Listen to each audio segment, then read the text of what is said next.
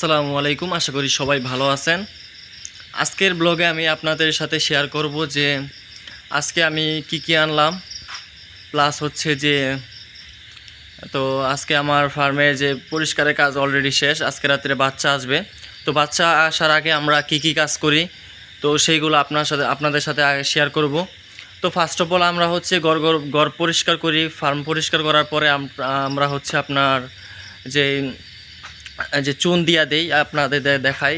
তো ওই যে দেখতে পাচ্ছেন যে টলির মধ্যে চুন আছে। তো আজকে আমি চুন আনছি গিয়ে বাজার থেকে গিয়ে চুন আনছি, প্লাস হচ্ছে পেপার আনছি। আপনার যদি দেখাই, তো ওই যে দেখেন যে ওই যে ওইখানে তো পেপার রাখা আছে, তো পেপার আনা হয়েছে। আর হচ্ছে আমরা যে কাজগুলো করি, তারপরে হচ্ছে আমরা যে আজকেও আরেকটা জিনিস আসছে, সেটা হচ্ছে আপনার তুষ আসছে আমাদের। আজকে আমি তুষ আনা হয়েছে। তো আর যে কাজগুলো করা হয়, তারপরে আমরা বুডিং করা হয়। তো ইনশাল্লাহ এবারে বড় করে বুডিং করব, কারণ হচ্ছে যে আরেকটা জিনিস, যে ব্রয়লার মুরগি আপনার পালতে হলে সবচেয়ে প্রথম যে আপনার কাজটা করতে হয় সেটা হচ্ছে বুডিংয়ে আপনার যদি বাচ্চা মারা যায়, তাহলে আপনার খুব সবচেয়ে বড় লসের সম্ভাবনা হতে পারে।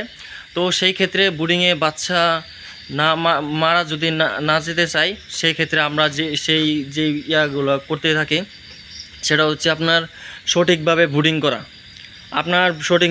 করা। কমপক্ষে আপনার 1 ইঞ্চি পরিমাণ তুষ ব্যবহার করা।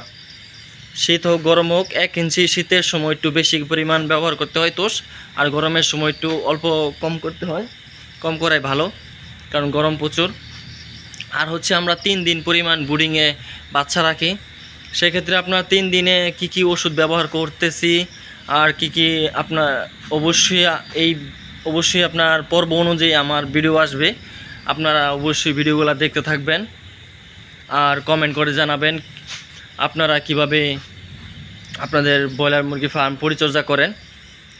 আর হচ্ছে যে আমরা যে কাজগুলো করি, তো যে বুডিংয়ের মধ্যে আপনার সবচেয়ে বেশি যে সমস্যা হয়, বাচ্চা যদি তুষ ভিজা যায়, তাহলে আপনার বাচ্চা অবশ্যই মারা যাবে।